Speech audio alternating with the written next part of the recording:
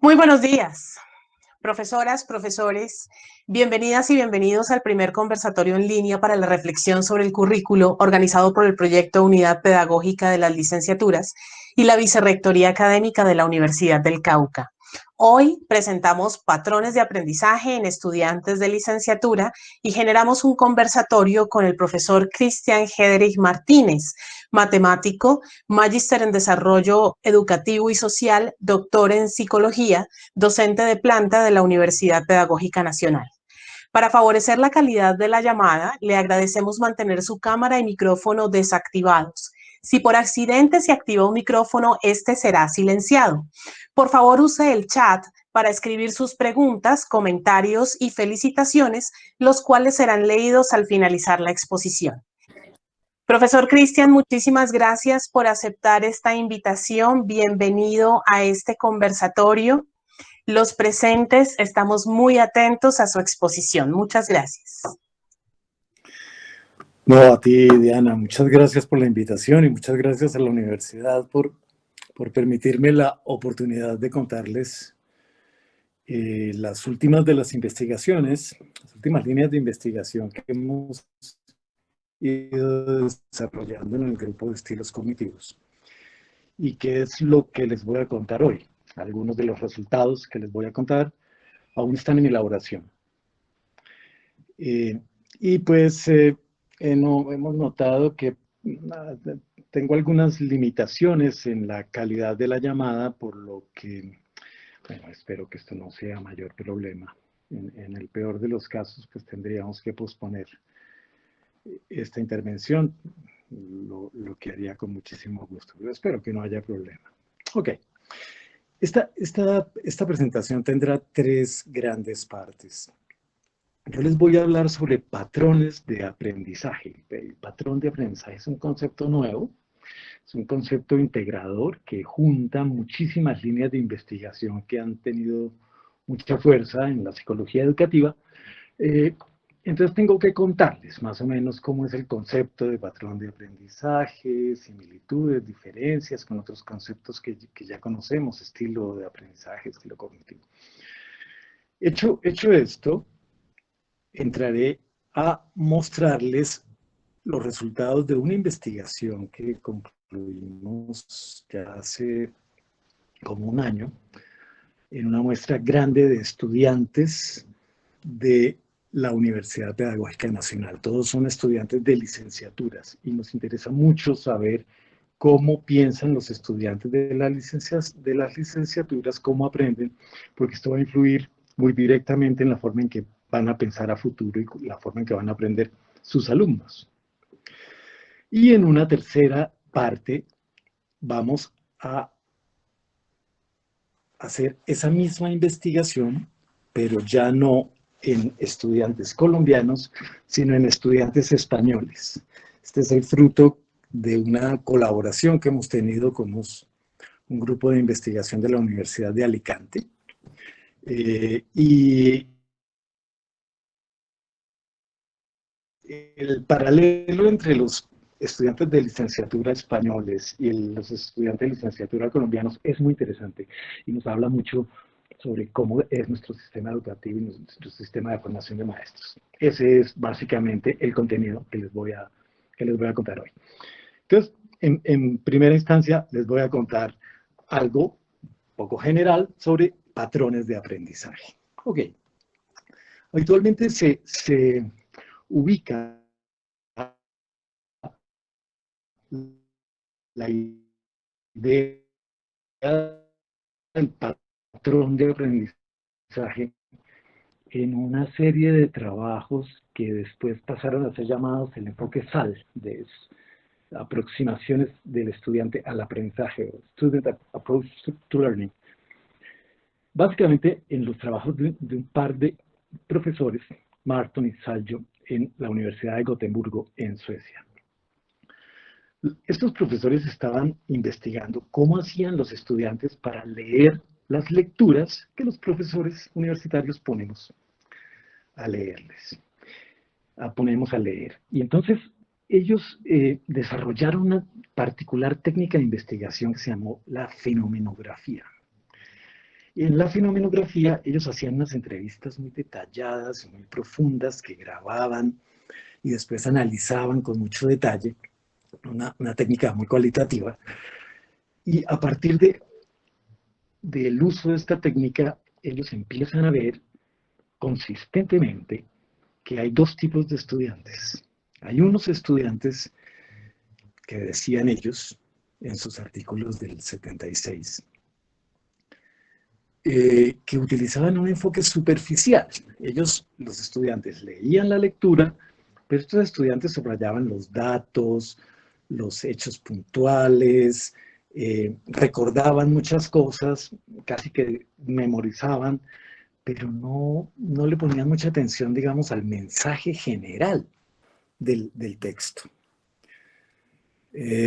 Mientras que los estudiantes del enfoque profundo eran otra cosa. Ellos no enfatizaban los datos, ni el texto, ni subrayaban esas cosas, sino que estaban pensando todo el tiempo en lo que el autor quería decirles. Y a ese segundo enfoque los llamó el enfoque profundo. Y consistentemente, cada vez que miraban las entrevistas, encontraban estudiantes juiciosos, memorísticos, digamos, y estudiantes igualmente juiciosos, pero de enfoque profundo. Ok. Estos aportes iniciales que se hicieron en la década de los 70 generaron un gran interés en la comunidad de la psicología educativa y empezaron a crearse grupos que profundizaron en esto, en Edimburgo, en Australia, con un señor que después empezó a ser muy importante, el señor John Biggs. Y empezaron a mirar las motivaciones que tenían estos estudiantes. Otras personas empezaron a mirar cuáles eran las creencias que tenían estos estudiantes acerca de lo que era aprender o no era aprender. Y el señor Treadwell empezó a mirar, empezó a utilizar esto para describir enfoques de enseñanza. Y entonces se dieron cuenta de una cosa que todos cuando fuimos estudiantes nos hemos dado cuenta. Y es que dependiendo de lo que el profesor pide, el estudiante da. Si el profesor pide datos y memoria, el estudiante da datos y memoria. Si el profesor pide análisis y reflexión, el estudiante da análisis y reflexión. Es decir, se dan cuenta que estas formas de aprendizaje cambian dependiendo de las demandas pedagógicas. Esto es muy importante. Todos esos aportes los toma en un artículo muy afortunado un holandés que se llama Jean Vermont, en 1998, y él integra todo lo que habíamos dicho sobre mecanismos de procesamiento, sobre motivación, sobre creencias, y lo integra también con un concepto nuevo que estaba surgiendo, que era el concepto de regulación del aprendizaje. Y produce su muy famoso modelo de patrones de aprendizaje. Básicamente, lo que Vermont pasa, por favor, se da cuenta es que para poder describir la forma en que una persona aprende, hay que mirar cuatro grandes dimensiones. La primera es las creencias que tiene esa persona sobre cómo se aprende, o sus modelos mentales, porque eso es lo que va a enfatizar. La segunda son las formas en que se motiva hacia el aprendizaje, y hay varias y muy diferentes formas. La tercera son las que después se llamarían estrategias metacognitivas, las formas en que regula su aprendizaje. Y la cuarta son la línea más tradicional que se ha venido investigando, las estrategias de procesamiento de la información. Pero esos cuatro elementos que se habían venido investigando, lo que hace Vermont es integrarlos en un modelo que es lo que llama un patrón de aprendizaje. Entonces, lo que tenemos es dos grandes bloques, creencias y motivación, que son más o menos permanentes, pero que regulan y modifican la regulación del aprendizaje. la forma en que se administra el aprendizaje. Estas tres componentes afectan las formas en que se procesa la información. Ese enrejado de conexiones que ven ahí es lo que Vermont llamó el patrón de aprendizaje. Es decir, pasa por favor, el patrón de aprendizaje es un concepto que integra los diferentes factores individuales que subyacen en el aprendizaje. Es decir, las creencias que se tienen sobre qué es aprender, la motivación para el aprendizaje, las formas de regulación y las estrategias de procesamiento. Lo que hace Vermont, y esto es un aporte a mi forma de ver increíble, es que junta las cuatro grandes vertientes de la investigación en psicología educativa y los integra en un solo concepto, que es el concepto de patrón de aprendizaje. Ok, lo que identificó Vermont en su trabajo clásico del 98 es que consistentemente, no importaba dónde se mirara, él encontraba cuatro grandes patrones de aprendizaje. Esto es muy importante y nos vamos a estar refiriendo a esto.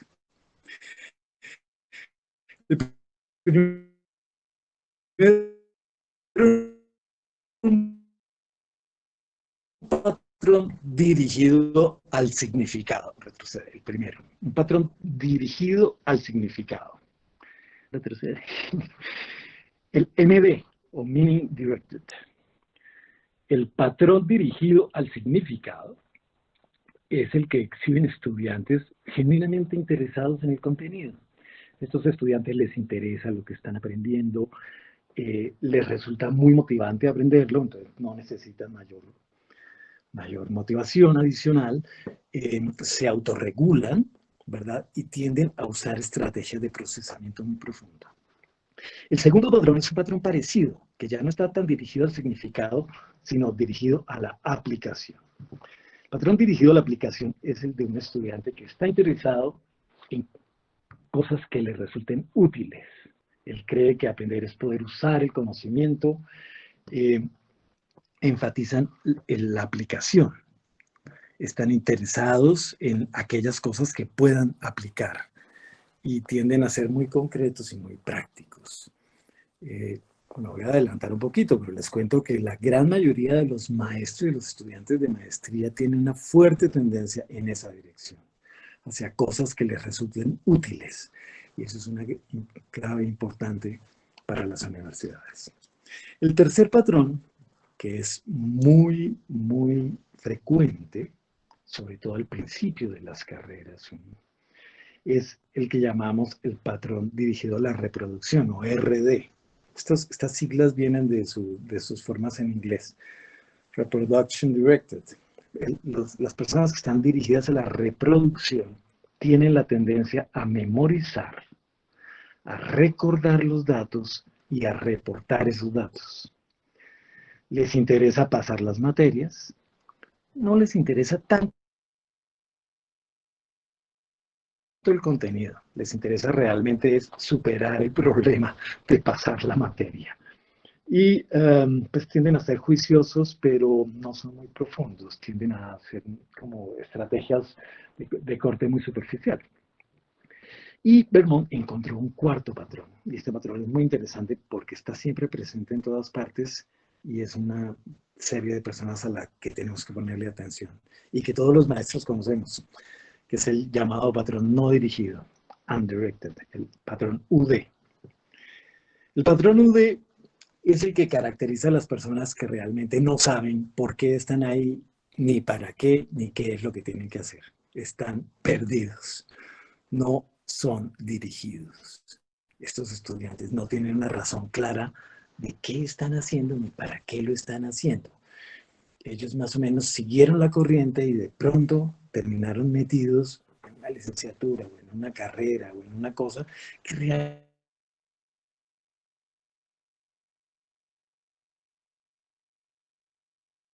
pero realmente no tienen muy claro qué hacer para hacerlo. Esta idea de los undirected, de los UD, ese es un estudiante que todos hemos visto en nuestros salones de clase, que es un estudiante, no es ni siquiera que esté desmotivado, es que simplemente se motiva por cualquier cosa que no es precisamente la más relevante. Eh, Actúa un poco erráticamente y no sabe muy bien a qué ponerle atención. Y ese es una gran dificultad para los maestros, el poder trabajar con este tipo de estudiantes, poderlos ayudar a modificar su patrón. Y de esto hablaremos un poco más adelante. Estos son como los 4 grandes patrones que encontró Vermont ya entre el 98 y el 2005. Muchísimas investigaciones se hicieron a partir de ahí, desde hace 15 años, y consistentemente se han encontrado esos 4 patrones. Entonces repasemos. Tenemos un patrón orientado al significado, que cree que aprender es construir el conocimiento, que se motiva a través de los intereses personales. No, adelanta, Diana, por favor. Sí, es la primera columna, que se autorregula y que tiende a utilizar un procesamiento de tipo profundo, crítico, que enfatiza relaciones y estructuras entre los elementos. Un segundo patrón orientado a la aplicación, segunda columna, en donde se cree que aprender es usar el conocimiento. Estas personas se sienten con vocación.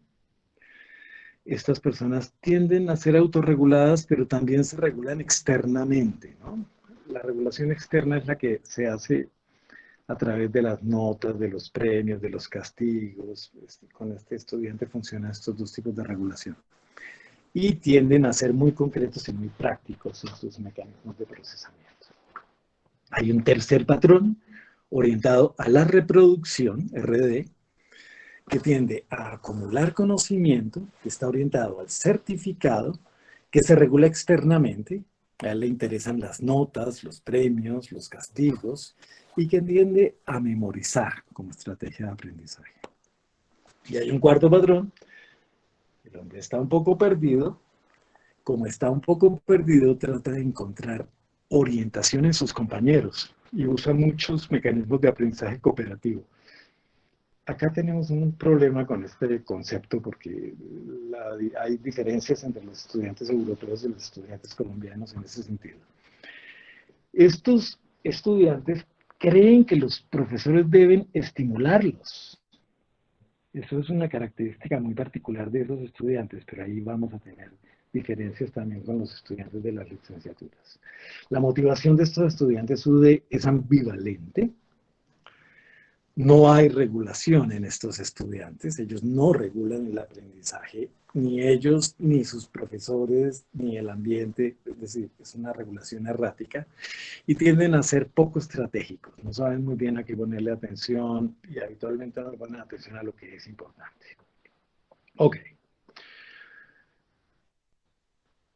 Hay un concepto similar al de patrón de aprendizaje. Vea la siguiente, Diana, por favor, que es el concepto de estilo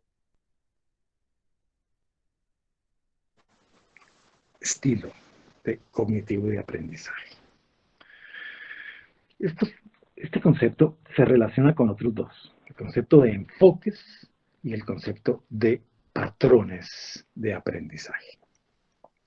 Digamos que la gran diferencia entre esos conceptos, seguramente deben estar pensando, es como la fuente de la diferencia. Para los estilos, los estilos son características personales, individuales, como de la personalidad. Son muy difíciles de cambiar. ¿Sí?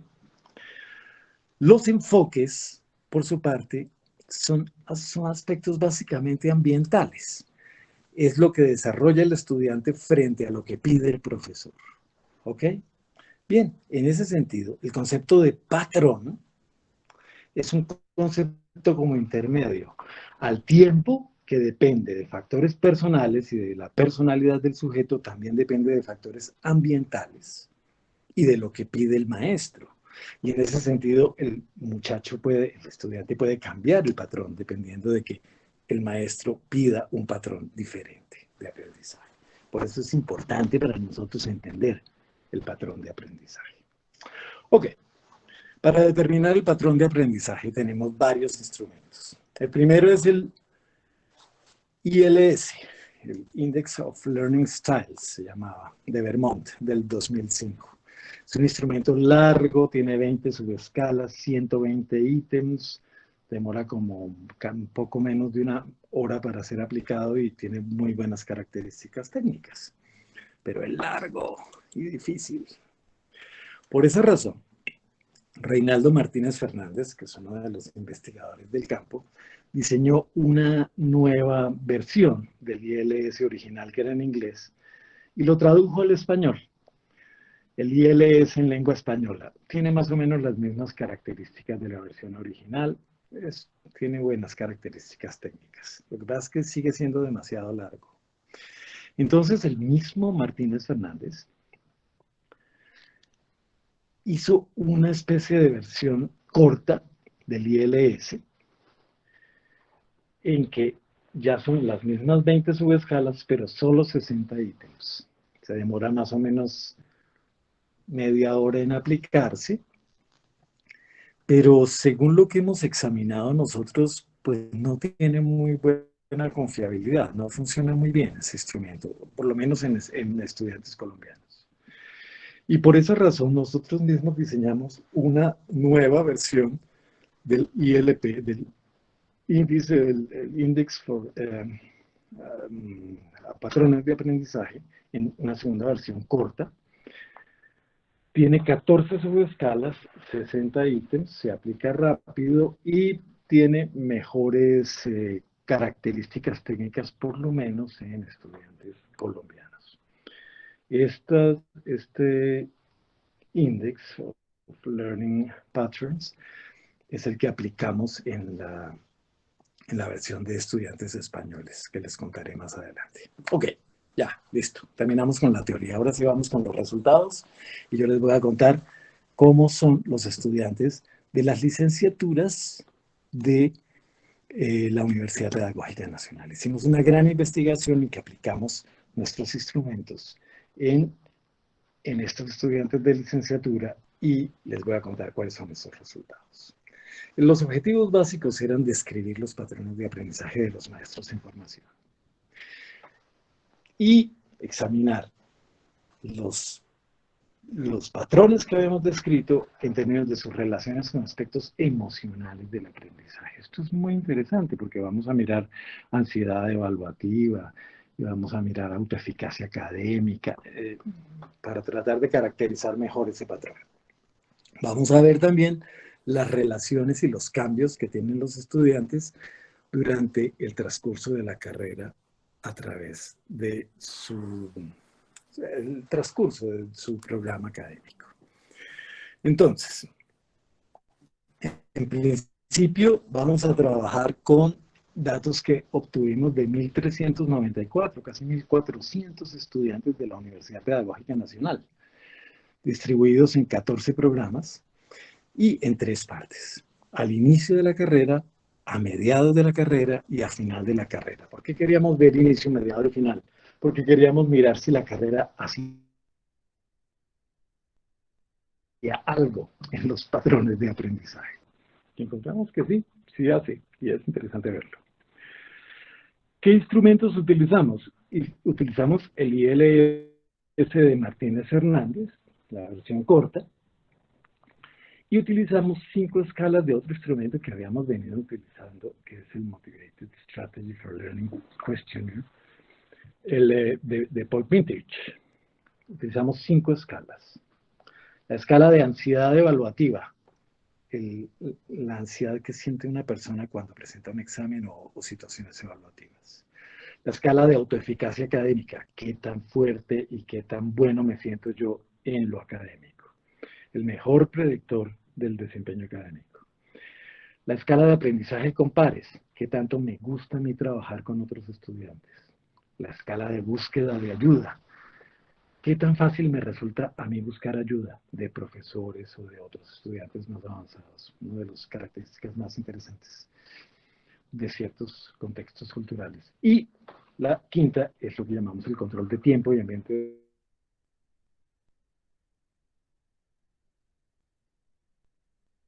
ser muy buenos predictores de la autorregulación del aprendizaje.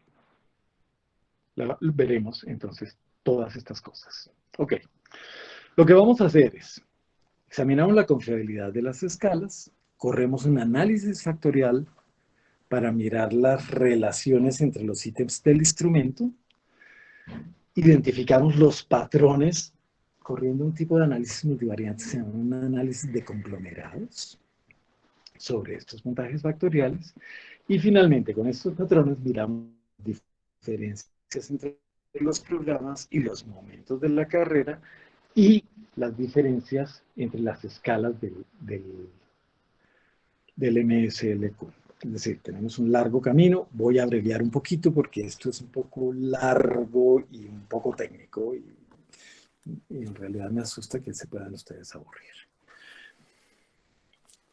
Primero, el análisis factorial. Lo que ustedes ven ahí son los ítems del instrumento.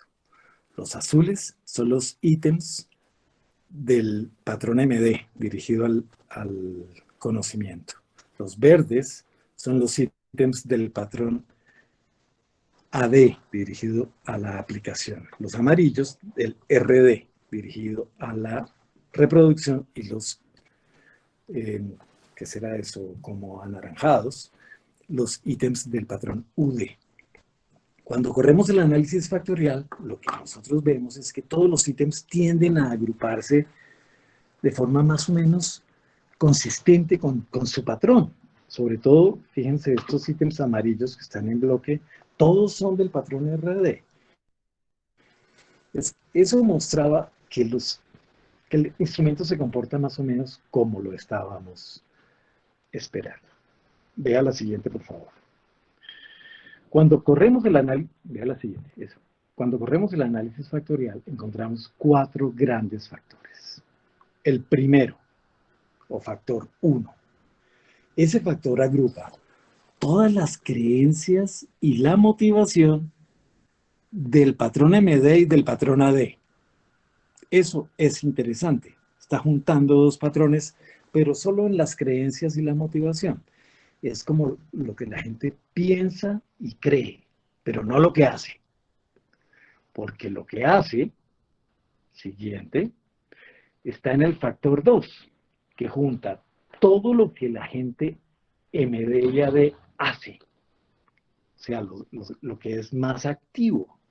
La autorregulación, la regulación externa, el procesamiento crítico, el análisis, el procesamiento concreto, todo queda junto en ese segundo factor. El tercer factor es el de acumulación, es el RD. Ahí están todos los contenidos de la persona orientada a la reproducción, la persona más memorística. Y el cuarto factor es todos los elementos UD de la persona perdida, del no dirigido. Todos aparecieron en el mismo factor. Esto mostró que el instrumento funcionaba perfectamente, más o menos de acuerdo a lo esperado. Y así se ha comportado en varias investigaciones previas, ¿verdad? Básicamente,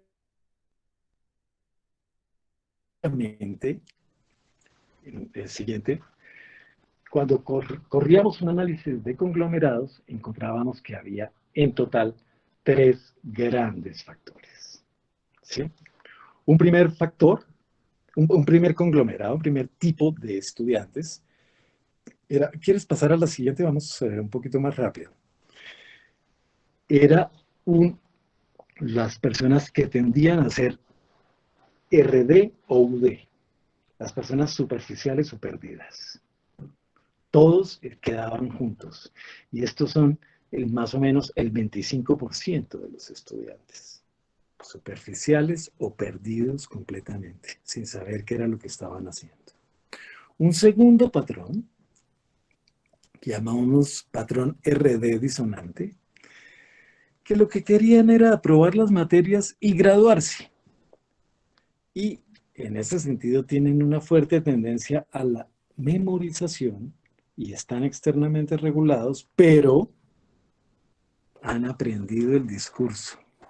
Entonces, estos estudiantes creen que aprende un discurso constructivista y ellos repiten que aprender es construir el conocimiento, eh, toda, digamos, la teoría piagetiana la manejan, pero no la viven, solo la piensan, no la actúan. Hay un tercer patrón, que es el, llamamos MD, activo realista, que son estudiantes orientados hacia el conocimiento y muy autorregulados. Son analíticos, muestran tendencia al procesamiento crítico y a la búsqueda de relaciones y estructuras. Retrocede a la anterior, Diana, por favor, para que miren la proporción de estudiantes. El azul son los RDUD, son más o menos el 25%. Y el resto, el 75%, está repartido en dos partes iguales. Los juiciosos y memorísticos, anaranjados, y los verdaderamente orientados al conocimiento, que son los grises. Ok, vamos más adelante. Si miramos cómo se ha comportado esto por momento de la carrera, acá vemos los 3 momentos de la carrera. Quiere decir, ahí, gracias. El azul son los UD. Siempre hay más o menos un 25% de gente perdida, al principio, a mediados y al final de la carrera. El anaranjado son los RD, son los memorísticos con discurso constructivista. Si ustedes se fijan, ellos van bajando a medida que pasa la carrera. Y los grises son los que cada vez se orientan más al conocimiento. Si ustedes se fijan, las proporciones al principio son apenas del 30%, ya a mediados ya son del 40% y ya a finales son casi del 50%. Van aumentando. A medida que los estudiantes van entendiendo mejor su carrera y compenetrándose más con ella, se orientan cada vez más hacia el conocimiento y menos a pasar las materias. Esto es un resultado muy interesante, muy importante y realmente creo que nos marca a las universidades una serie de posibilidades para mirar cómo nuestros estudiantes están aprendiendo o no aprendiendo. Miremos estos 3 patrones respecto de sus características propias. La autoeficacia. La autoeficacia es una característica muy importante y revela qué tanto la persona cree que es buena aprendiendo. ¿Ok? Las personas RDUD, los perdidos, creen que son malísimos aprendiendo, es lo que ven en la primera parte de la gráfica. Los segundos se sienten bastante mejor al tiempo y los terceros también se sienten mucho mejor aprendices. Al respecto del manejo del tiempo y espacio, el comportamiento es el mismo. Los MD y los ADRD, los RD disonantes, se manejan muy bien el tiempo y el espacio, pero los perdidos y los memorísticos lo manejan muy mal, no saben realmente cómo estudiar. Esto es interesante porque son los más memorísticos los que más ansiedad evaluativa tienen. Esos sufren mucho durante los exámenes. En relación con búsqueda de ayuda, ellos son los que más ayuda buscan. Y ellos son los que prefieren también trabajar con otros estudiantes. ¿Quieres avanzar? Nos sincronizamos. Diana. En búsqueda de ayuda, los RD, ¿quieres pasar, por favor? Vamos a la última porque resume mejor esto. La última, por favor, sigue. Otra, ahí, listo. Los MDAD, ¿qué tenemos? Los MDAD activos realistas tienen alta eficacia, muy buen manejo del tiempo y el espacio, tienen muy poca ansiedad evaluativa, buscan ayuda y no tienden a trabajar con otros estudiantes. Por el otro lado, los juiciositos, RD disonantes, que tienen el discurso constructivista, pero que memorizan, ellos tienen alta eficacia, autoeficacia, y son juiciosos. Manejan bien el tiempo y el espacio, pero sufren de ansiedad evaluativa. No buscan ayuda y no les gusta aprender con otros. Por último, los RDUD, los que están verdaderamente perdidos, en la última columna, tienen bajísima autoeficacia, no manejan el tiempo y el espacio, tienen altísima ansiedad educativa, no buscan ayuda y buscan aprender con sus compañeros para tratar de orientarse un poco. Estos son los tres grandes patrones que nosotros encontramos en los estudiantes de la Universidad Pedagógica Nacional. ¿Qué concluimos?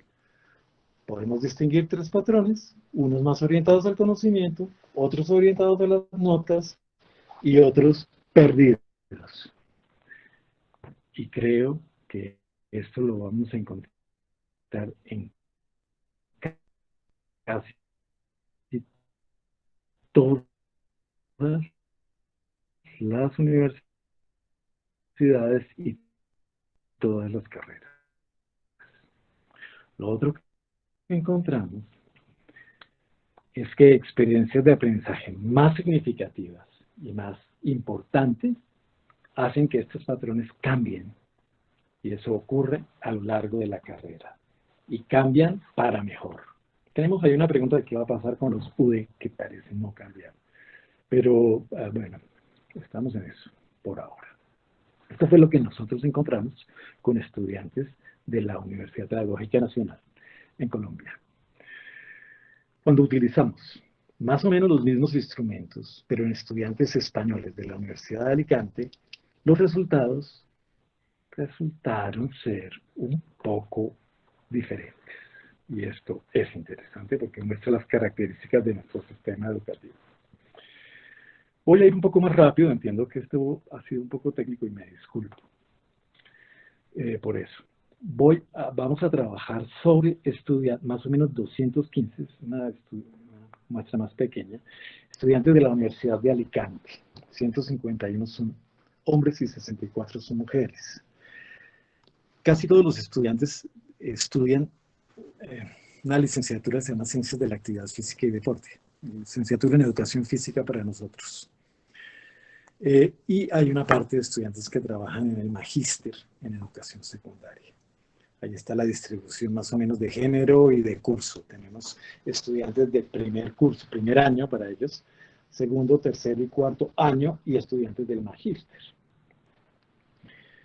Pero no es una muestra tan grande. Cuando nosotros examinamos las escalas de los patrones de aprendizaje, lo primero que nos damos cuenta son dos cosas. Primero, estos estudiantes no saben, vean la siguiente, por favor. No se autorregulan. Y eso es una diferencia muy importante con los colombianos. Los estudiantes españoles son muy juiciosos, atienden a sus profesores y hacen lo que sus profesores les dicen, pero solo lo que los profesores les dicen. Nunca hacen más, ni menos.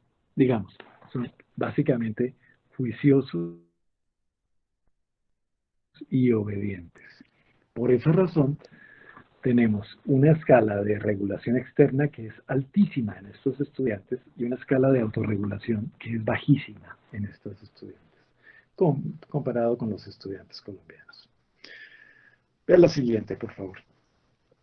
Entonces, tratamos de hacer el mismo procedimiento, pero cuando tratamos de hacer el mismo procedimiento, no nos funcionó.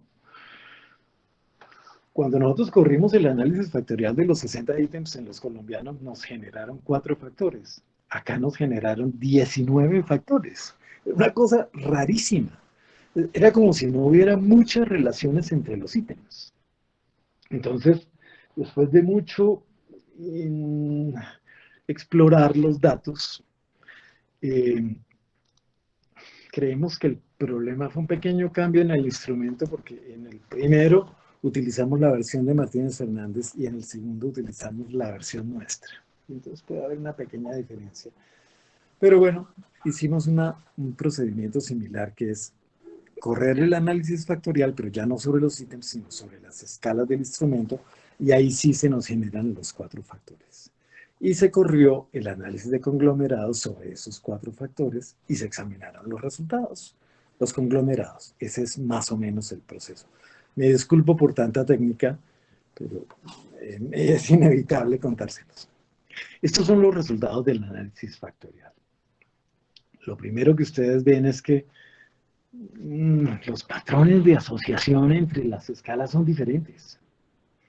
Hay, digamos, en los patrones, en los factores de abajo, que se ve anaranjado y amarillo, se ve muy RDUD, y en los patrones de arriba se ven muy MDAD, pero las asociaciones no son muy iguales, sobre todo en el asunto de la regulación externa. Es que para los estudiantes españoles, las notas, los premios y los castigos parecen ser absolutamente concluyentes, definitivos. Ellos son en esencia juiciosos, obedientes, lo que no son los estudiantes colombianos. Vamos al siguiente. Les voy a tratar de contar las relaciones entre las escalas. Esta es nuestra matriz de creencias, motivación, regulación y procesamiento por patrón. MDAD, RDUD. Entonces, les voy a contar a una pulsación por vez. Lo más importante es la regulación externa. Para los estudiantes españoles, todos son externamente regulados. En lo siguiente, aprieta, por favor. Uso de conocimiento, por favor, aprieta. Dale. Necesidad de estimulación, hasta que termine los verdes, por favor. Vocación y construcción de conocimiento e intereses personales. Esas 6 cosas aparecen juntas. Lo que significa que los sujetos orientados al conocimiento, los que creen estar más orientados al conocimiento, se regulan externamente y necesitan ser estimulados por sus profesores. Son básicamente obedientes. El segundo patrón, ese azul, son las personas más orientadas al conocimiento, pero activos. Son autorregulados, usan procesamiento crítico y análisis. Esos sujetos son los que podríamos decir que son más orientados al conocimiento en lo activo. Tenemos un tercer patrón, amarillo, que tiene 3 elementos, que son más bien perdidos. Ellos, procesamiento ambivalente, no tienen regulación, están orientados al certificado. Y hay un cuarto patrón,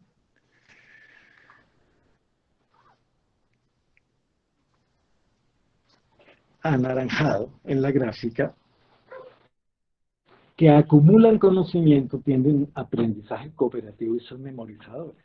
O sea, hay ciertos elementos comunes entre las dos muestras, pero hay elementos que son muy diferentes. Y la gran diferencia, ve al siguiente por favor, la gran diferencia es la tendencia que tienen a ser españoles. Al correr el análisis de conglomerados nos dan 4 tipos de patrones. Me voy a detener acá un momentico. El primero son los sujetos, ya lo había encontrado yo en otros estudios, que puntúan alto en todo. Ellos a cada cosa que les preguntan dicen que sí, que todo está bien y tienen la máxima respuesta, alto en todo. Yo diría que ellos están un poco perdidos y no han entendido lo que les están preguntando. El segundo, los azules, son las personas que realmente son obedientes. Están orientados a pasar las materias y tienen un discurso constructivista. Lo mismo que habíamos encontrado en los colombianos. Los terceros, los verdes, están orientados al conocimiento y son más activos y un poquito más autorregulados. Y los cuartos son los que están perdidos pero completamente perdidos. Lo que estamos encontrando en estudiantes españoles son cosas muy colombianos, con unas muy pequeñas diferencias. ¿Sí? Encontramos 4 grandes conglomerados o grupos de patrones. El primero es un grupo que están indefinidos, realmente están un poco perdidos, pero son entusiastas. Puntúan alto en todas las escalas, incluso escalas que son contradictorias entre sí, lo que le haría a uno pensar que no están entendiendo mucho las preguntas. Hay un segundo grupo, que es un grupo mayoritario en los españoles. Este es un grupo muy interesante. Les decimos MDAD juiciosos y dependientes. Ellos tienen unas creencias en el constructivismo, creen en el uso del conocimiento, pero su regulación es externa y tienen altísima necesidad de estimulación. Necesitan que los profesores los ayuden y los asistan permanentemente.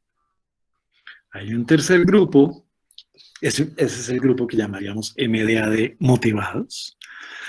Son altos en construcción y uso del conocimiento y tienen una motivación por interés personal, que es la característica del verdadero MD, que están motivados por el conocimiento. Y está, como siempre, el cuarto grupo, el grupo de los perdidos, del que no saben por qué están allí. No son regulados, tienen motivación ambivalente, si acaso les interesa pasar las materias para seguir perdidos en el siguiente curso. Ese grupo vuelve a aparecer tanto en los colombianos como en los españoles. Y es un grupo minoritario, pero es un grupo que verdaderamente preocupa. ¿Sí? Vea la siguiente, por favor. Ok, cuando nosotros miramos cómo se desarrollan esos grupos a través de las carreras, encontramos unas características muy particulares. La línea azul muestra que al final de la carrera y en el magíster, el grupo de los más obedientes ha subido muchísimo. Es decir, a lo largo de la carrera aprendieron y reforzaron la obediencia y en el magíster llegaron al máximo. ¿Sí? Por el otro lado, la línea más grisecita que ven ahí, que tiene una estrella abajo, muestran que entre más avanza la carrera, menos personas perdidas hay. Efectivamente, porque las personas más perdidas se fueron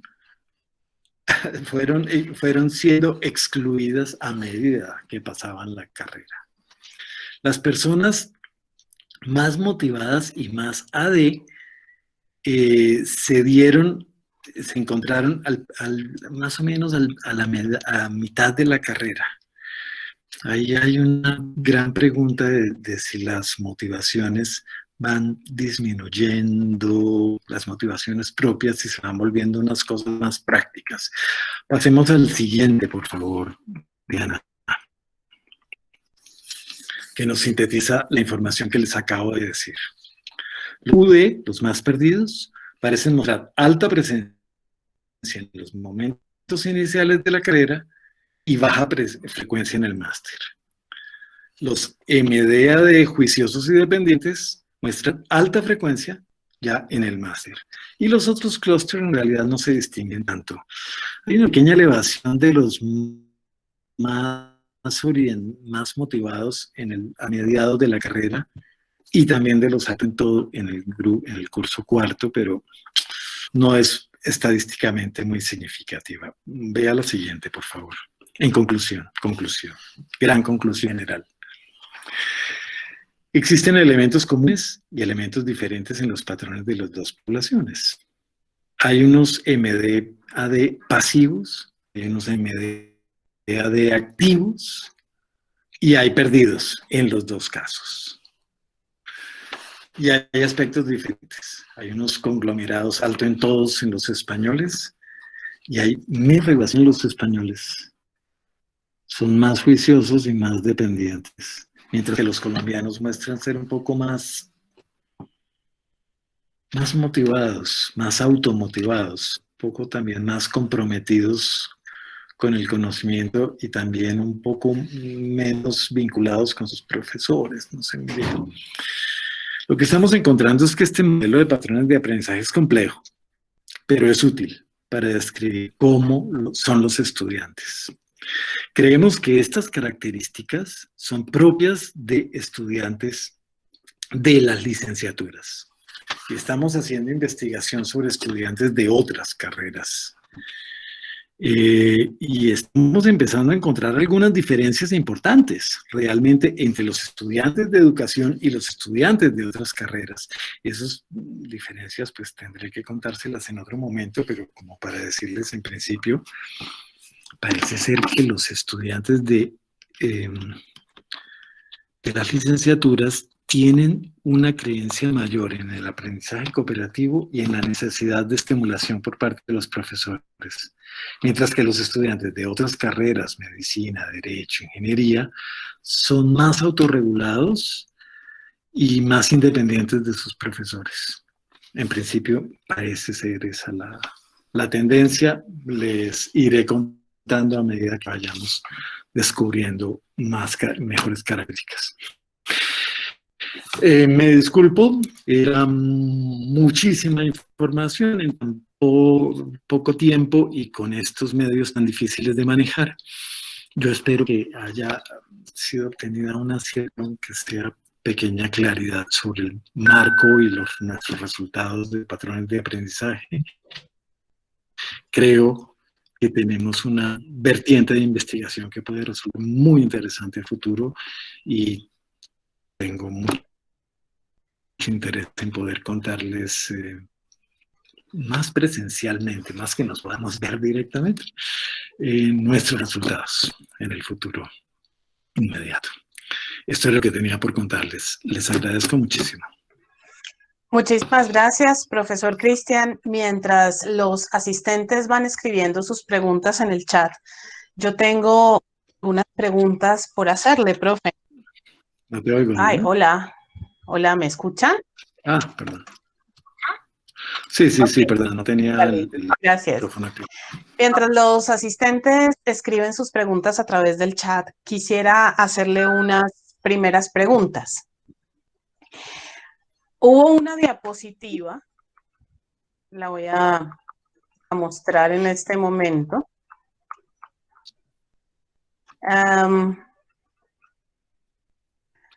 Esta. Sí, eso es claro. Nos muestra que hubo estudiantes que estuvieron, que no tuvieron como un objetivo concreto, como que no sabían para dónde iban, a los que durante toda la exposición ha denominado como perdidos. Estos estudiantes que no saben para dónde van, que no tienen claro cuál es su objetivo de formación, tal vez. Estos estudiantes que llegan incluso al final de la carrera en esta situación, ¿qué pasa con ellos? ¿Qué es lo que se espera que esta investigación dé como insumo para poder trabajar con esos estudiantes? Sí, nosotros teníamos la expectativa de que esos estudiantes iban a ir desapareciendo a lo largo de la carrera. Nosotros vemos que en los estudiantes españoles la proporción de estudiantes va disminuyendo, efectivamente, pero en los estudiantes colombianos no. Pues miren, les voy a decir una infidencia. Yo creo que parte del drama de estos estudiantes estriba en las formas en que nosotros estamos evaluando en las licenciaturas. Las licenciaturas colombianas en particular tendemos a ser un poco laxos en la evaluación. Y una vez las personas están en la carrera y sobre todo a partir de la mitad de la carrera, nosotros tendemos a dejar que los estudiantes se mantengan pasando sus cursos sin realmente estar muy motivados y muy orientados hacia la carrera. tal vez como parte de nuestras políticas de retención de los estudiantes. Creo que estamos haciendo un gran daño. Creo que estamos manteniendo un grupo de personas que no deberían estar allí, porque realmente no tienen la motivación, no tienen la orientación, ni aquello que se requeriría para manejar la difícil motivación y que requieren los maestros en ejercicio. Yo creo que ese grupo de estudiantes es un grupo que es directamente responsabilidad de nuestras universidades. Y creo que es un problema para las universidades, creo que es un problema para la educación, pero sobre todo es un problema para sí mismos. Son personas que están terminando, y no es una proporción muy grande. Podríamos decir que es un poco menos del 20% ya al final. Pero son personas que no están verdaderamente donde deberían estar, que tal vez deberían buscar un espacio, un ambiente, algo que resulta más interesante, más motivante, más agradable, algo que realmente los coja. Pues la educación no sea eso. Pero estamos graduando, diría yo, más o menos entre 1 de cada 10 y 1 de cada 5 estudiantes podrían tener una cierta tendencia hacia ese patrón, que es el patrón más complicado de todos. Y es una lástima para todos, sobre todo ellos mismos. Pero es un patrón que aparece en todos los niveles educativos. Es un patrón que aparece muy especialmente en los momentos en que cambia el nivel educativo. Cuando los estudiantes pasan de primaria a secundaria, hay una elevación de ese patrón. Cuando los estudiantes pasan de secundaria a la universidad, hay una elevación de ese patrón. La gente llega a un ambiente nuevo y se queda un poco perdido. Y esta gente que se queda perdida tiene dos alternativas. O se motiva y se orienta, y algunos lo logran hacer, o pues debería reconsiderar sus opciones e ir a buscar otros espacios. Lo que no me parece que es muy bueno es que se queden haciendo algo que no les gusta, que no los motiva, que no los compromete, porque eso sí es una pérdida para todos y sobre todo para sí mismos. Entonces, claro, todas nuestras investigaciones posteriores van a estar dirigidas a ese patrón y a cómo detectarlo más rápidamente y poder ayudarlos. Seguramente detectar ese factor, profesor Cristian, ayudaría mucho a las estrategias institucionales definidas para evitar la deserción temprana. Eso para creo. evitar la deserción. Reorientar a esas personas hacia actividades o carreras en donde puedan estar más, sentirse más comprometidos. Profesor Cristian, la profesora Yanlica Vidal dice, veo muy interesante la investigación y creo que podría ser muy útil, sobre todo en la media vocacional y al inicio de cada ciclo escolar.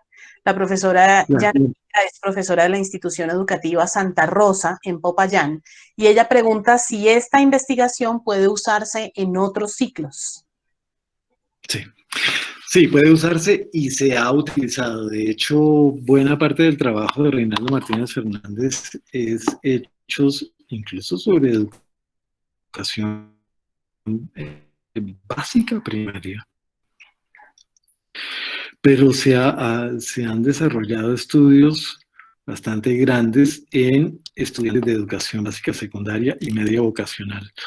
Yo personalmente estaría muy, muy interesado en lanzar ese tipo de indagaciones y quiero en este espacio ofrecerle a la profesora que si necesita apoyo, ayuda de mi parte en nuestro equipo de investigación, con mucho gusto nos interesaría adelantar investigaciones sobre patrones de aprendizaje en instituciones de básica, secundaria y media vocacional. Cuente Ya con ve nosotros. usted, profesora, Nuestro- gracias, profesor Cristian. Ya ve usted, profesora Yanlica, y profesores, si están interesados, ahora a través del chat compartiré los datos de contacto del doctor Cristian Hederich para que puedan desarrollar investigaciones interinstitucionales conjuntas.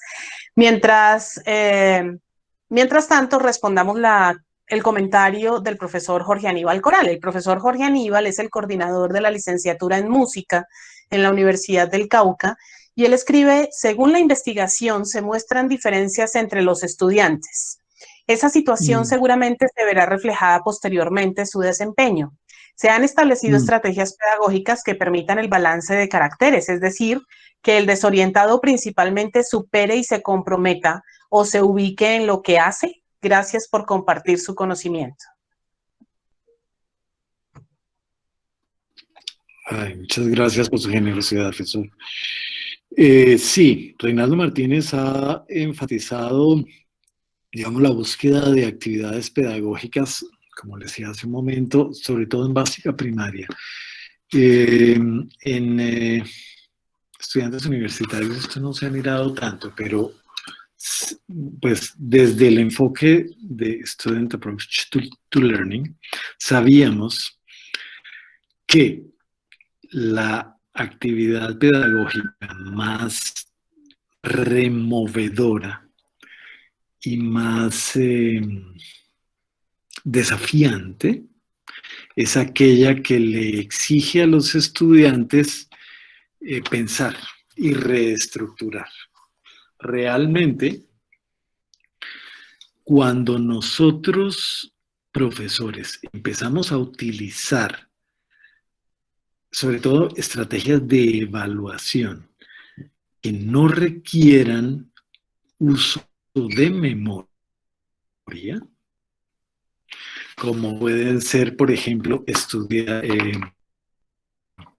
sacar sus libros, sus apuntes, eh, trabajos complejos, incluso pequeñas investigaciones como parte de la clase, eh, cosas que no están tan predeterminadas, sino que le exige al estudiante como empoderarse y reestructurar la información más que memorizar. El estudiante empieza a responder y empieza a adoptar un patrón más orientado hacia el conocimiento. O sea, en muy buena medida, el resultado el resultado de las personas memorísticas se da es porque nosotros hemos incentivado el uso de la memoria y el recuerdo de la información como parámetro básico de la evaluación y parámetro básico de procesamiento. Si dejáramos de hacerlo, ¿verdad?, y empezáramos a pedir otro tipo de cosas, por supuesto, las condiciones tendrían que ser otras. No habría un tiempo tan limitado. Seguramente serían exámenes que se pueden llevar a la casa, cosas que pueden discutir, trabajos que son totalmente individuales y que desafían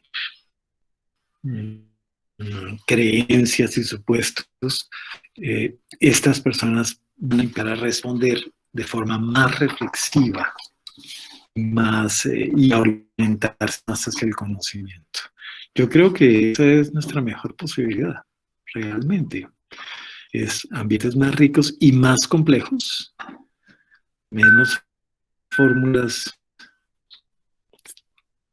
sencillas que se pueden responder con una respuesta rápida de memoria. Esto cambiaría el patrón.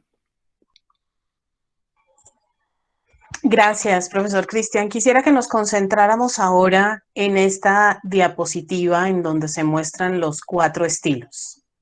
La intención es entonces a que nuestras estrategias pedagógicas, didácticas y educativas acompañen un proceso desde el estudiante que está en el patrón UD, el no orientado, hacia el estudiante que está en el patrón MD, orientado al significado, ¿verdad? De acuerdo, esa es la idea. Tratar de que los patrones más primitivos, el UD y el RD también, que es bastante mayoritario en nuestros carreras vayan cambiando lentamente sus patrones hacia, primero, mayor dirección hacia la aplicación y hacia mayor dirección hacia el significado.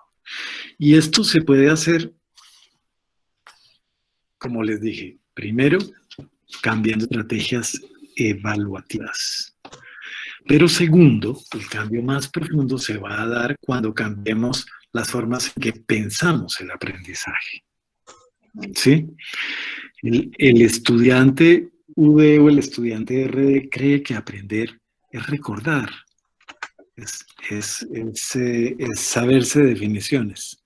El estudiante MD y AD tiene una creencia que es completamente diferente. Y es que es estructurar la información, encontrar relaciones entre muchas cosas, pensar, aprender es tener como más elementos para pensar una situación compleja, ¿sí? Como manejar una gramática de un campo. Y eso representa un alto compromiso personal y emocional. Pero eso tenemos que irlo cambiando a través de exigencias más elaboradas, situaciones más complejas, análisis de casos reales, resolución de problemas concretos, verdaderos, aprendizaje situado, este tipo de herramientas que no son salidas simples a situaciones simples o definiciones básicas, sino estructuración de grandes situaciones complejas en contextos reales. Sobre todo, yo diría que la práctica pedagógica podría tener una enorme importancia al cambiar sujetos no orientados hacia sujetos orientados al significado. Muchas licenciaturas han implementado prácticas pedagógicas casi desde sus inicios y seguramente eso podría ser una buena estrategia para ir comprometiendo a sus estudiantes en la práctica pedagógica, en la práctica situada, lo que les va a dar contextos más complejos, más interesantes y más cercanos a la verdadera vivencia de la educación y la pedagogía. Gracias. Durante su exposición, ¿en cuál de los 4 patrones o en cuál de los 4 grupos que se ubica ese estudiante que cree todo el tiempo que es el profesor el responsable de ayudarle y de estimularle? ¿En cuál de los 4 patrones está? ¿Y cómo así? Porque decía yo, ¿cómo así? Entonces el profesor no debe ayudar y estimular a sus estudiantes. ¿Qué es lo que se busca entonces? ¿Cuál es ese nuevo rol del profesor? Sí. Agradezco muchísimo esa pregunta porque eso es lo que yo creo que es la diferencia entre los que estudian educación y los que no estudian. Los que estudian educación están convencidos de que el profesor tiene que estimular a los estudiantes para que aprendan. Pero hay una magia a creer que eso no es responsabilidad del profesor, es responsabilidad de cada uno. Eso es una de las diferencias más interesantes de todas, realmente. Y es que, pues, Vermont ubicó la necesidad de estimular ni en Colombia, ni en España, en ese patrón. La necesidad de estimulación lo encontramos en el patrón MD. Al revés, los estudiantes de educación están convencidos de que son los responsables de estimular a sus estudiantes. Pero eso es propio de los estudiantes de educación. Y no está mal. Yo diría que es parte de nuestro compromiso con la educación. Y en ese sentido, sido los patrones de las licenciaturas de los patrones de otras carreras. Es que todavía no hemos terminado con ese gran estudio que estamos haciendo en varias universidades. Tenemos más o menos unos 1.500 participantes. Estoy apenas procesando esa información y los resultados son esos. Cuando son licenciaturas, los estudiantes creen que tienen que estimular a sus estudiantes. Pero cuando no lo son, no. Esa es la gran diferencia. Muy buena pregunta. Muchas gracias. Gracias por la respuesta. Profesor Cristian, le voy a hacer una pregunta al matemático que hay en usted. La formación de base suya es matemáticas. ¿Usted cree que si mejoráramos los conocimientos, las habilidades, las competencias de los estudiantes en razonamiento cuantitativo, habría un cambio? Y hablo de razonamiento cuantitativo como una de las competencias que evalúa el ICFES a través de su prueba Saber Pro y que de otras maneras la evalúan las pruebas que ahora hay Saber 3, 5, 9, 11, Presaber, una cantidad de cosas. Razonamiento cuantitativo y específicamente esa habilidad para tomar decisiones basadas en datos. ¿Usted cree que si fortaleciéramos eso al interior de las licenciaturas, cambiaría un poco el patrón de aprendizaje de los estudiantes de licenciatura? Es una pregunta compleja. Creo que el razonamiento cuantitativo es un enorme amplificador del pensamiento. ¿Sí? Nosotros utilizamos amplificadores del pensamiento. El lenguaje tal vez es el más poderoso. Y el razonamiento cuantitativo es otro, y es verdaderamente muy poderoso. Entonces, es como tratar de poder a funcionar una máquina, pero solo con la mitad de su capacidad. Funciona bien, pero no funciona como debería estar funcionando, no produce todo lo que debería producir. Yo creo que el razonamiento cuantitativo es muy necesario para cualquier persona, en cualquier profesión. Es una lástima que para muchas personas constituya una fuente de frustración y de ansiedad.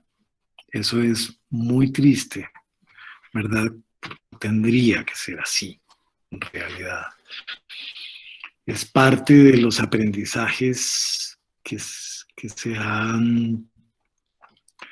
han ocurrido en etapas anteriores que después resultan tan difíciles de modificar. Una vez se ha establecido una situación de ansiedad frente a la matemática o frente al razonamiento cuantitativo, entonces lo que se crea es una situación de evitación. La persona va a tratar de evitar hacer razonamiento cuantitativo a como dé lugar.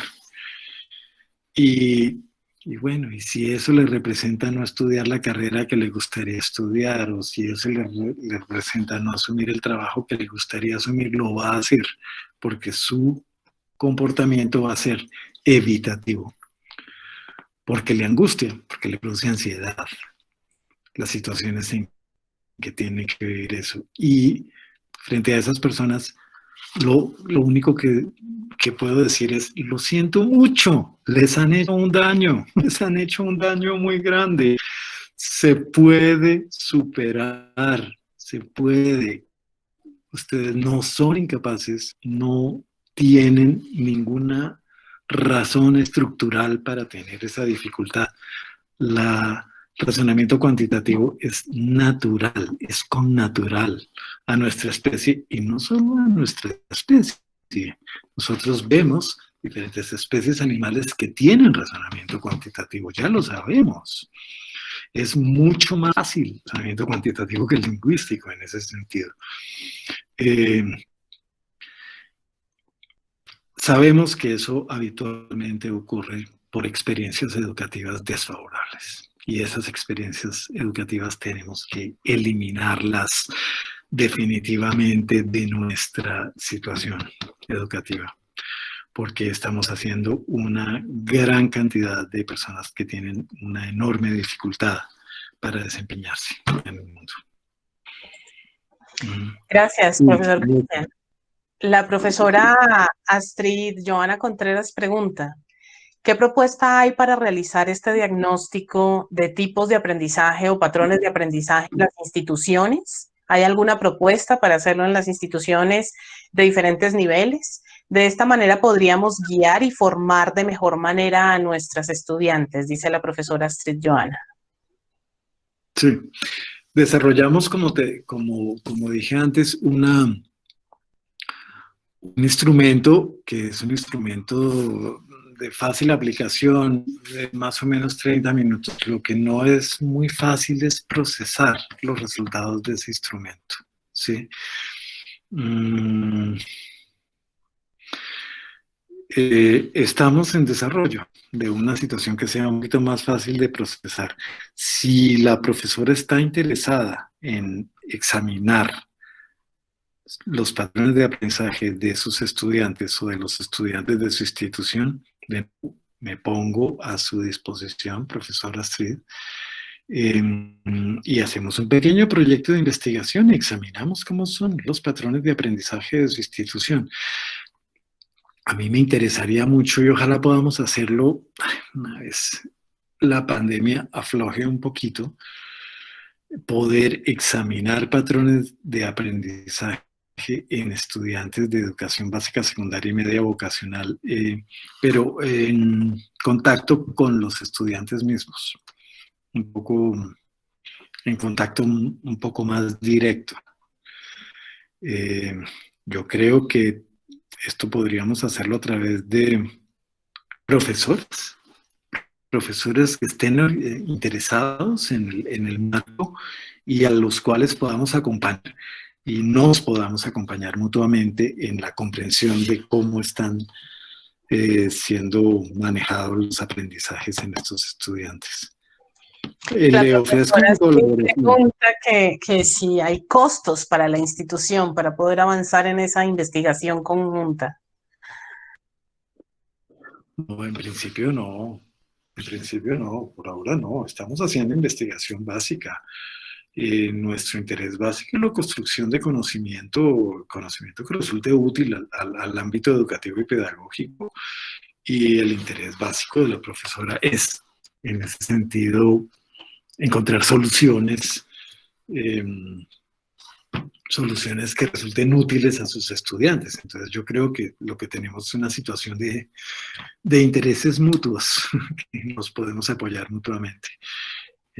Esas son las ventajas de la cooperación interinstitucional por el amor al conocimiento y el gusto por aprender y sobre todo por mejorar las oportunidades y posibilidades en la formación de tanto de estudiantes de licenciatura como de estudiantes de cualquier otro nivel. Profe, usted hace un momento estaba hablando sobre aquellas prácticas que pueden llegar a ser muy dañinas. Ábrenos un poco, por favor, de este tema de la ansiedad evaluativa. Si puede, con ejemplos, sería muy interesante. ¿Qué es eso que genera ansiedad evaluativa? ¿Y cómo es que la ansiedad evaluativa daña incluso nuestro desempeño laboral ya en nuestra etapa adulta? ¿Cómo es eso? La ansiedad evaluativa es uno de los resultados más directos de nuestro sistema educativo y de nuestro sistema motivacional. Básicamente, sabemos qué ocurre, sabemos que le ocurre dependiendo del sistema educativo a estudiantes entre el 20 y el 40% de los estudiantes sufren al menos un episodio de ansiedad evaluativa, digamos, incapacitante, paralizante en un momento dado. Lo que hace que tal vez muchos de los presentes lo hayan experimentado como una experiencia propia. Cuando ustedes tal vez han entrado a un examen en la universidad de una situación muy difícil, han estado estresados, sienten que han entendido, pero es mucho contenido, saben muy bien si pueden recordarlo todo, ¿verdad? Y de pronto le ponen el examen y experimentan un fenómeno que es característicamente definido como me quedé en blanco. Se me olvidó todo lo que había estudiado y todo lo que había entendido y ya no recordaba nada. Y después del examen, de pronto todo el conocimiento vuelve a surgir. Ese es un episodio de ansiedad evaluativa. Yo creo que muchos de ustedes lo han experimentado antes, en situaciones de mucho estrés. Es muy frustrante y es muy incapacitante. Básicamente lo que hace es impedir que se haga visible el aprendizaje. No es que no haya aprendizaje puede haber habido, pero el evento ansiógeno, el evento de ansiedad, provoca que sea imposible hacerlo observable. Entonces, estos estudiantes empiezan a tener problemas de desempeño. Y cuando empiezan a experimentar problemas de desempeño, viene un segundo efecto y es que empiezan a creer que no son buenos aprendices. Esto significa, técnicamente se dice que se disminuye la autoeficacia académica o que se adquiere autoeficacia académica negativa. La persona cree que no es bueno aprendiendo. Como cree que no es bueno aprendiendo, entonces a la primera dificultad abandona. Aprender es una situación difícil. Aprender es complicado, aprender requiere esfuerzo, aprender requiere tiempo, aprender requiere administrar la motivación, los recursos, no es una cosa espontánea, ¿sí? Y durante el aprendizaje enfrentamos dificultades, llegamos a cosas que no entendemos muy bien. Y cuando llegamos a esas dificultades tenemos dos posibilidades, ¿sí? O persistimos y decimos, no puede ser, yo tengo que entender esto, a ver, ¿cómo así?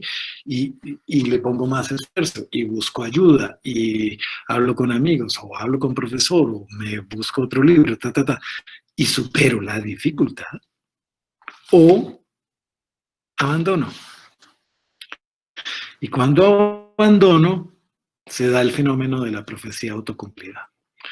Como yo no soy bueno, entonces abandono y entonces obtengo malos resultados que confirman que yo no soy bueno. Lo que va a hacer que la próxima vez abandone más rápido. Ese es el efecto de la autoeficacia. La autoeficacia es una creencia, ¿sí? No es una realidad, no es una capacidad verdadera, es una creencia, pero es la creencia que mejor predice el aprendizaje. Increíble. En la teoría de Bandura es el mejor predictor, mucho más que la inteligencia. Como 5 veces más poder predictivo tiene la autoeficacia que la inteligencia. La persona que cree que es bueno, actúa como bueno. Y persiste. Y como persiste, aprende. Porque lo que se requiere en el aprendizaje es persistencia, realmente. La persona que abandona nunca lo logra y confirma su profecía. Ese es el punto. Ese es el punto de la autoeficacia. Y ese es el mismo mecanismo que explica también la ansiedad con la matemática y las dificultades con la matemática, del que estábamos hablando antes. Todo está conectando, ¿sí? Por eso es que la autoeficacia académica se correlaciona negativamente con la ansiedad evaluativa. Y la ansiedad evaluativa se explica en buena medida por las formas de evaluación que utilizamos, ¿sí? Una vez tenemos una situación de ansiedad evaluativa creada, pues esto se aprendió y se puede desaprender. pero para desaprenderlo se requiere lo que se llaman experiencias exitosas, una sucesión de experiencias exitosas que hagan que la persona crea que es capaz, o sea, constate que efectivamente es capaz de aprender y es capaz de desempeñarse bien. Venga, les voy a contar una experiencia personal. Mi hija mayor es una chica con la orientación hacia la ciencia, estudia biología, estudia geología, geociencias, es muy buena, le va muy bien en los estudios. Al principio de su carrera le estaba yendo como mal, pero ella se decía, no puede ser que yo no pueda aprender, porque había construido una creencia de que era buena. Mi segunda hija es otra situación. A ella veía a su hermana estudiosa, muy estudiosa, y ella no lo es tanto, ella es más sociable, más fiestera, más rumbera, más otro tipo de persona, pero empezó a pensar que como no era como su hermana, ella era mala, ¿sí? Una de las cosas interesantes de esta pandemia es que me dio la oportunidad de explicarle matemáticas. Y a medida de permitirle pequeñas experiencias exitosas con el cálculo diferencial en el último año de bachillerato, empezó a darse cuenta que ella increíblemente era capaz de resolver los problemas. ¿Sí? Pero esto a partir de ir haciendo pequeños problemas en donde ella lo iba logrando. Al principio problemas muy sencillos, después problemas más complicaditos, finalmente eran los problemas que les ponía el profesor y ella misma lo lograba hacer. Ahora es como si hubiera florecido, es una cosa increíble. De pronto encontró que era capaz y ahora ya ni siquiera me pide ayuda para hacer sus tareas. Y yo mismo estoy sorprendido. Es decir, después de tantos años aprendiendo o diciéndose que era mala, en cosa de 4 meses comprendió que no lo era. Y su comportamiento ahora es otro, completamente diferente frente al estudio. Sigue siendo muy sociable y muy Muchas rumbera. gracias por compartir esta experiencia tan importante, que es un punto a favor de cómo el contexto incide en el aprendizaje de los seres humanos. La profesora Astrid Joana Contreras da las gracias, dice, ok, le interesa mucho. Ella escribe, me encantaría poder implementar esta investigación en mi institución, pero sería para el año 2021 porque somos calendario A. Me pondré en contacto a inicio del próximo año para que podamos concretar la idea. De antemano, muchas gracias por la disposición y el apoyo para nuestras niñas. Profesor Cristian, ¿usted podría contarnos en estos últimos minutos de reunión del conversatorio cómo funcionaría metodológicamente el asunto para poder hacer una investigación conjunta entre su grupo de investigación de la Universidad Pedagógica Nacional y las instituciones de educación inicial, básica y media interesadas en este tema?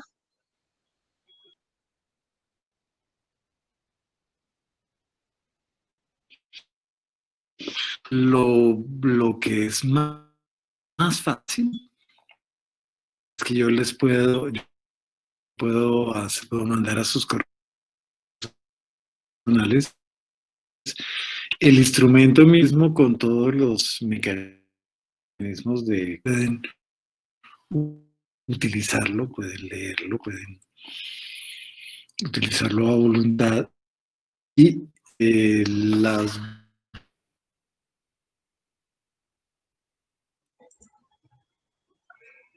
Pues Profesor yo puedo Cristian, ¿me escucha? ayudárselas a Perdóneme, procesar, pero es que porque tenemos el mucha procesamiento interferencia en puede... el audio y en la imagen. Para responder esta última pregunta nuevamente, ¿usted podría, por favor, desactivar su cámara? A ver si le escuchamos mejor, porque perdimos toda la instrucción. otra versión, o si quieren la misma versión original traducida de Vermont, del instrumento, con todas las instrucciones para su calificación, su puntuación.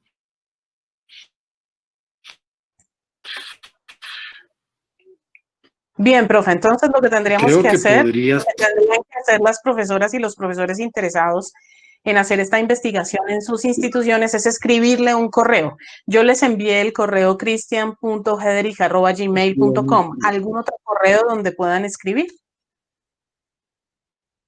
No, no, ese es mi correo personal, con ese está más que bien.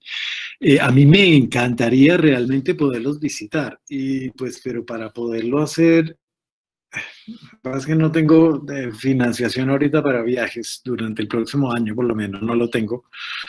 Eh, Ojalá pudiéramos buscar de alguna forma que yo pudiera ir a visitarlos y de alguna forma como respirar un poco como la situación. Pero si no podemos hacerlo, todo lo que se va a hacer a distancia lo vamos a hacer. Yo les puedo enviar el instrumento, yo les puedo procesar la información acá y devolvérselas. Eh, el ideal sería poder encontrarnos en algún momento. Ojalá podamos hacerlo, profesor Cristian, en la medida en que esta situación del virus nos lo permita. A través del proyecto Unidad Pedagógica de las licenciaturas, por supuesto, podríamos gestionar su visita. Sin embargo, dependemos de cómo la situación de pandemia nos trate el próximo año. En todo caso, de manera presencial o en línea, haríamos una primera reunión en el primer trimestre del año entrante para poder convocar a todas las instituciones de educación inicial, básica y media de Popayán interesadas en esto, y también para poder convocar a las licenciaturas interesadas en hacer esta investigación conjunta con las otras instituciones o para hacerla al interior de sus programas. Seguramente eso se podrá hacer. Tenemos otro comentario. Ya, la profesora Astrid está compartiendo su correo electrónico. Sin embargo, profe, yo le recomiendo que le escriba directamente, ya que tiene el correo del profesor Cristian, que lo voy a copiar en este momento en el chat, le escriba al profesor desde su correo para que él identifique su mensaje más fácilmente. Perdona, te mal mi nombre, Diana. Lo que acabas de mandar está mal escrito el correo. Es CHRI. Sí, claro.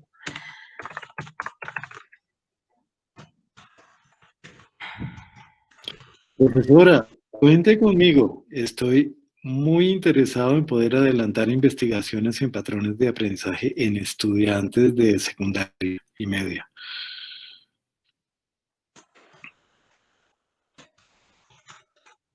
Ojalá podamos adelantar esto. Seguramente sí, seguramente también habrá profesores de licenciatura que se unirán a esta intención a través de la investigación que hagan sus coordinadores. Bien, pues si no hay más preguntas, quiero agradecer enormemente la participación del doctor Cristian Hederich en este conversatorio que se ha creado con el apoyo de la Vicerrectoría Académica de la Universidad del Cauca para hacer una primera reflexión en línea sobre el currículo. Muchísimas gracias, doctor Cristian. ¿Alguna recomendación final para empezar a transformar nuestras prácticas docentes, nuestras prácticas en investigación y nuestra articulación con el entorno? Sí. No utilicen la evaluación como castigo. Nunca, nunca debe ser castigo. La evaluación debe ser una situación gozosa, rica, bonita, tranquila. Tenemos que aproximarnos gozosos al conocimiento, con alegría, con ganas, con curiosidad, como somos, cuando hacemos las cosas que nos gusta hacer. Eso es lo que tenemos que hacer. Y evaluar no debería ser una situación tan terrible. Muchísimas gracias. Muchas gracias por su tiempo, por su paciencia, por todo. Pues un saludo. Cuente conmigo. Pues.